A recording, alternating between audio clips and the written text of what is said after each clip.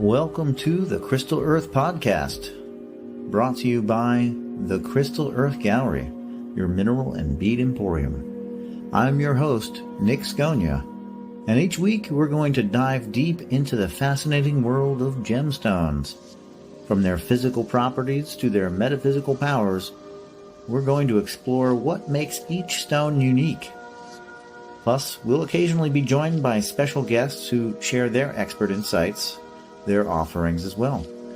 Whether you're a seasoned collector or just starting your journey, there's something here for everyone. Let's discover the wonders and treasures of the earth.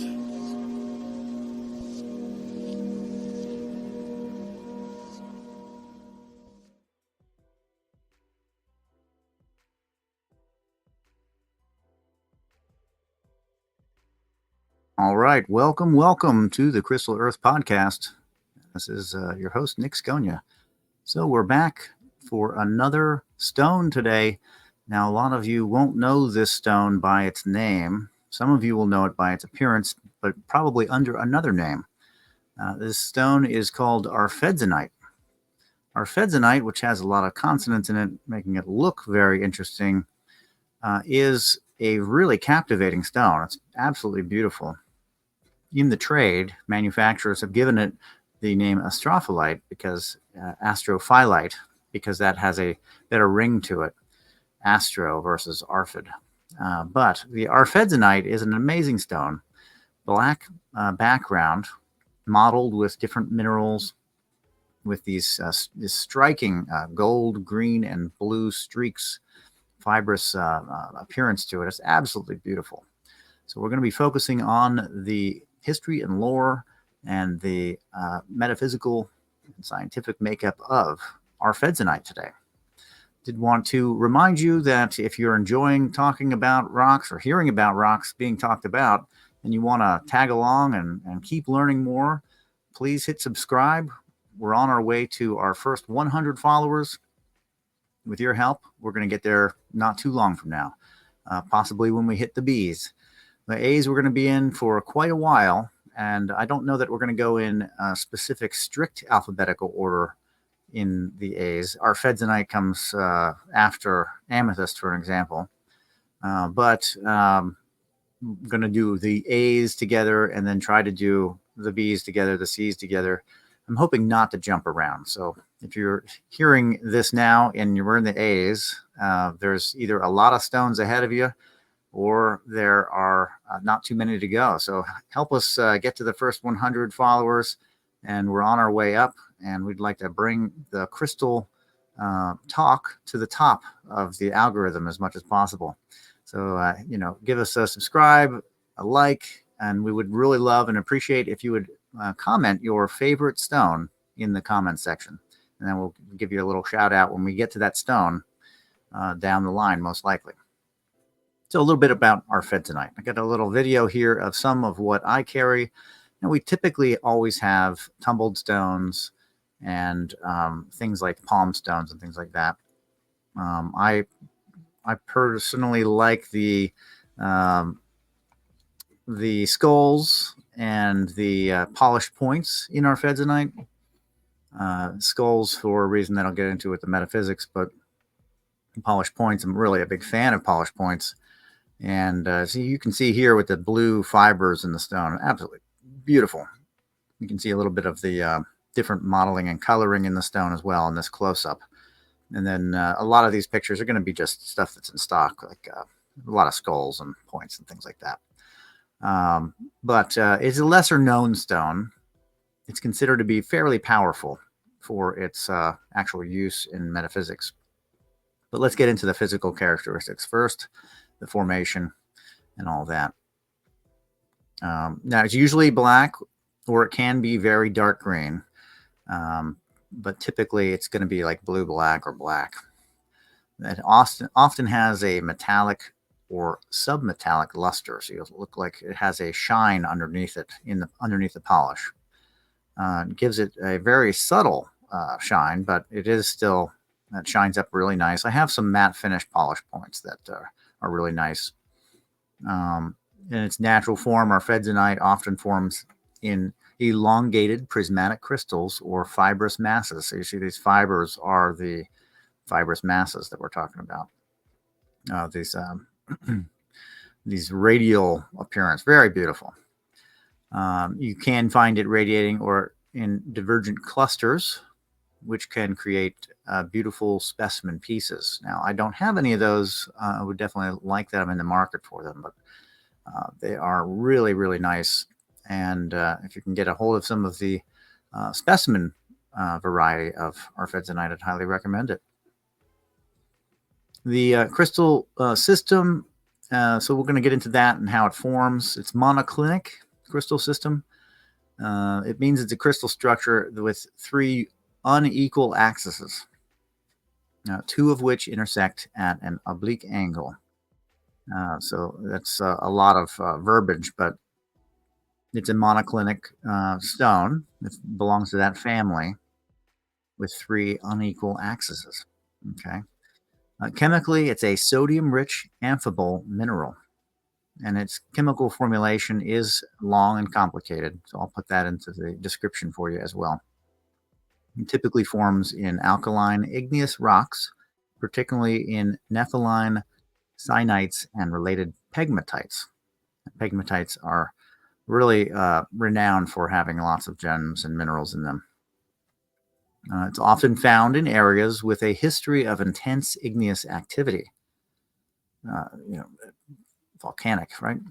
Some notable locations where Arfvedsonite is found include Greenland, Russia, Canada, and parts of the United States. Now, what I carry and what you'll see mostly on the market is Arfvedsonite from Russia. It's really beautiful. There's tons of the material, so it's not really expensive for this gemstone. Now let's dive into what the metaphysical aspects of this stone are. They can be pretty important, as this is a very valuable stone as far as what it does and what it can do for you. Make sure I reboot this here for us here. So Arfvedsonite is known for providing or bringing about inner strength and self-discovery. We'll delve into that. It's primarily associated with the root chakra and solar plexus chakra. Inner strength being this solar plexus and self-discovery being more on the root chakra. These 2 chakras tell us that it relates to a sense of security, personal power, and willpower. Stone is works to enhance personal power, willpower, and the ability to overcome obstacles. Okay. Now, a lot of people use Arfvedsonite to facilitate deep work of the past shadow aspects of the self, and it is also a stone to boost confidence, enhance decision-making abilities, and promote inner security. A lot of times, I think of it as like an inner guardian, or a guardian at the gate of your inner self. It is also a stone that can assist with psychic protection and grounding. And we're going back to the root chakra, the grounding. So it is believed to help shield against negative energy while maintaining a sense of security and groundingness into the physical space. So sometimes when you are being affected psychically, you may feel like you're starting to float, or you're becoming very airy and light. And certain stones will help us to gravitate downwards. And if it's a stone that is known for psychic enhancement, it can make us too flighty. So it can be very helpful in that it balances out the need for staying physical and the want and desire to work on that third eye type of process, psychic energy and all that. So some people will use Arfvedsonite for astral travel for those reasons. As with the Numite and a lot of the other black stones with appearance of patterns in it, even the black opal, this can be very useful in journeying, because it allows you to journey out while maintaining a connection and not getting lost in the realms in the astral traveling realms. Okay. Emotional healing is also said to help with emotional healing and works on processing deep-seated emotional traumas and fears. A lot of that is what the past-oriented pulling up and finding these previous traumas in our lives and working those, bringing light to them. So when you think of, let's say, this stone or pneumite or something like the copperite, you take the stone and you work your process to get into the astral body. You delve into yourself. You go backwards in time, looking for parts of yourself that you may have lost. Do some soul retrieval, as it's called. This will allow you to shed light on those areas that seem to have been hidden. And a lot of these stones like this will do that, which is really beneficial. Okay, so then we gone over some of the ways that you can use Arfvedsonite, the appearance of Arfvedsonite, the astrological and numerological correspondences for Arfvedsonite are going to be 8, the number 8, which is very important to understand how that works for grounding, but also providing willpower and strength. And as far as the astrological, what we have is Capricorn and Scorpio. Now, Scorpio also is known as a number 8 sign, and Capricorn as a stone of willpower and determination. So you're going to see those two kind of chakras interplay in the astrological correspondence, as well as how you use the stone in the metaphysical. Now, if you've saw my other or listened to my other shows, then you would know that I kind of go with a more hermetic approach to gemstones, as above, so below. So as I see it working physically, I want to also see it reflected and working in the other realms that way. And it could be a reflection down and it could be a reflection up, depends on, whatever your interest is. But if we see it physically doing one thing, it's my theory is that it is doing an opposite reflection of that same thing through the layers. If it's green here and vibrating at green, it's green, green, green all the way up. Okay. This is just its manifestation point. And I say opposite, I mean physical to spiritual, not ethereal to a physical or density. So you can get an idea for Arfvedsonite by this interplay, numerologically 8, but how does 8 respond in a Capricorn sense, and how does 8 respond in a Scorpio sense? So Arfvedsonite definitely is one of my more favorite stones out there. So like I said, I always carry it. I have a nice piece, a nice polish point that actually has the singing quality, which is one of the things that I collect in stones, is the singing quality. And okay, well, that's the end of that. So it's one of those stones that I highly recommend to people. I think that it's very unique.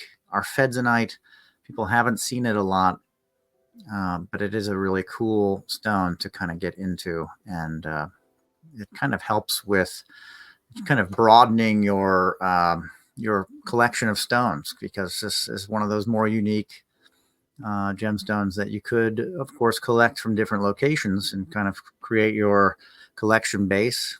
Russia, fairly, again, like I said, very inexpensive and easy to attain.